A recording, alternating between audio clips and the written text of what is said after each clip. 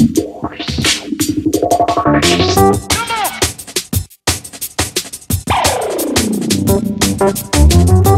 up, Geek Girl world? This is Ari and welcome to Film Review. And I just saw Black Panther last night, and so I'll give you my spoiler-free review first, and then I'll go into more detail with the movie and give you my spoiler review second. And you'll know that by the Black Panther movie poster moving from this side to this side. So this side, when it's on this side, this will be the spoiler review. When it's on this side, this will be the spoiler-free review. And the spoiler-free review is going to be pretty quick because personally, I think Black Panther was amazing. Amazing. The storyline was cohesive. Even though it was tropey, the storyline was what you would expect the storyline to be when you're building like a hero arc, you know, the coming into power arc. The storyline was exactly what you expect it to be. The villain and his relationship with the hero, it was exactly what you expect it to be. But it was very well written. The dialogue was very well written. The sets, the costuming, the special effects, everything was very well done. The action sequences were amazingly choreographed. I mean, there were the fight scenes in there. They were exciting and they were engaging, and they really fit well with the story as it progressed. This movie was about over 2 hours. I think it was 2 hours and 11 minutes or 2 hours and 12 minutes. I don't really know exact minutes, but it really moved fast. You didn't feel like you were in your seat for 2 hours and over 2 hours. And some movies do feel, you really feel that time passage. Yes, you're sitting there. This movie was not one of them. It was one that it seemed like it had a beginning, middle, and end. It was so cohesive that they just moved right along. Also, I love Chadwick Boseman. He is T'Challa. He is owning that role. He was so amazing in this role. Loved everyone in the cast. Danai Gurira, she was amazing as the general. She was just beautiful and awesome. And Lupita Nyong'o was just wonderful and beautiful as his love interest, and it was so nice to see that love, that black love on the big screen, you know, that romance. It wasn't really, I mean, and it wasn't heavy. It was subtle and it fit right in, you know. I really love that and Marvel has done a really good job with just subtly fitting in the hero character's love interests from the comics, just subtly kind of drawing that out. And they did that just the same with Black Panther. It was very nice and just amazing. I mean, I enjoyed it. You can tell by my excitement and my joy that I really had a great time watching this movie. Andy Serkis was great as Ulysses Klaue. Michael B. Jordan was phenomenal as Killmonger. The villains were written very well. I mean, Killmonger, seeing Michael B. Jordan play a villain role so well just tells me how great his range is and just how well trained an actor he has become. He was just brilliant as Killmonger.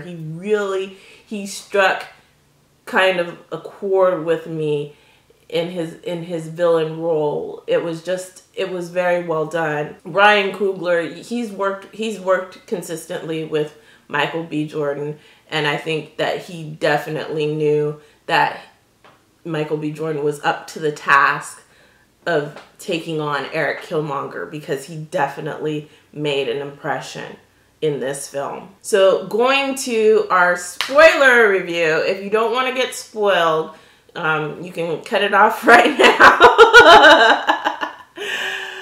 But yeah, so we'll move right into the spoiler review, and I'll talk a little bit more about some things in detail that I liked, and maybe some things that I didn't really like about the film. So I told you about the special effects. I really loved the technology and the set design that they gave Wakanda. I love the fact that Zuri is a young Black woman who's smart, beautiful, and capable, and she's coming up with all these tech ideas. She was like the mini Q. If you could say T'Challa is James Bond, she was his Q.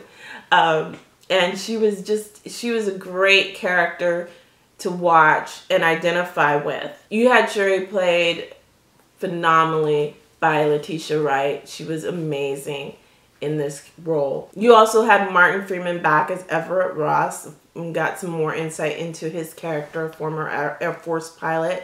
So he comes through in the end, shooting down these planes that are going to take weapons out into the world. You know, vibranium, I want to say uranium, vibranium powered weapons out into the world. And then you had Angela Bassett in the role of T'Challa and Shuri's mother.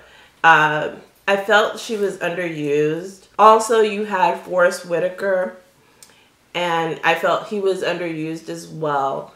But I think that maybe that set it up for, you know, future Black Panther roles. His death kind of like was a catalyst towards, you know, redemption. You know, that middle part where he's beaten by Killmonger and somewhat saved by the priest. I forget his name. But by Forrest Whitaker's character.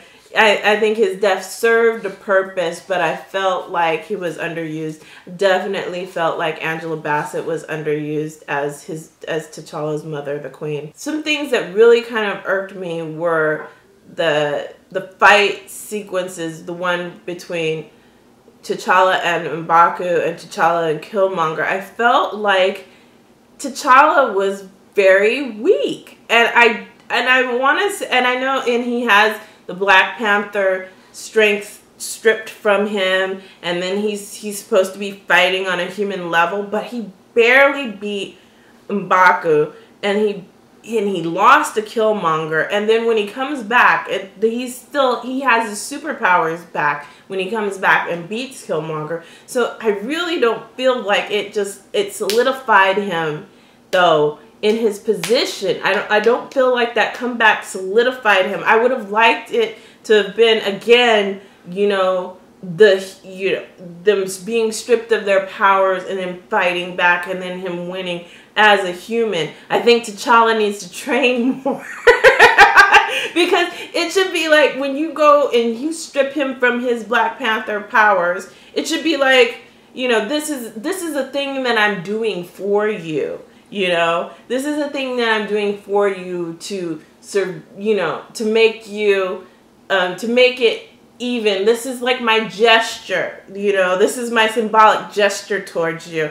Because really, as a human, I think T'Challa should still be whooping ass. I mean, really, he's hanging over the side of the waterfall with M'Baku. And like almost ready, himself almost ready to tumble over. I mean, the fact that fight was as close as it was, and then he lost to Killmonger, which was expected, him losing to Killmonger. I mean, it's the same hero progression arc that's always used. And yeah, and it's very tropey. It's very tropey. Very cliche. But I like the way it was written. I do like the way it was written. I like the way it flowed together. That's just my only gripe. I feel like he should have had more of he should have been more aggressive. He really shouldn't have almost lost that fight with M'Baku. He really shouldn't have. It really should have been like that guy wasn't even on his level, but it kind of worked towards his favor. And then the other thing, when they find him and he's with the mountain tribe, and M'Baku is like, well, you're the first king that came here in 100 years. But why would they even go? You guys decided you wanted to go up in the mountains and be by yourself. You didn't want to be with the other 4 tribes down below. So why would the kings even come up to you, you know? Why would they treaty with you when you guys were like fine being up in the mountains by yourself? But that was, you know, that was his reasoning for, you know, not helping out and not wanting to help out. But then again, we knew they were going to help out in the end. We knew they were going to come through. The 2 endings, after credits endings, I liked. I liked the 2 after credits endings. The first one I thought was going to be sort of like reminiscent of the I Am Iron Man moment. In the first Iron Man, when he got up there, I was thinking he was going to say, I am Black Panther. Or, yeah, you know, but he didn't. I thought that was really cool. And then also the Bucky after credits scene. So I'm hoping there is nothing between Bucky and Shuri.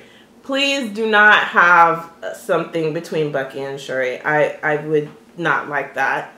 I would not like that at all. But I am hoping that she has designed him a better arm. And I'm thinking that's what's happening.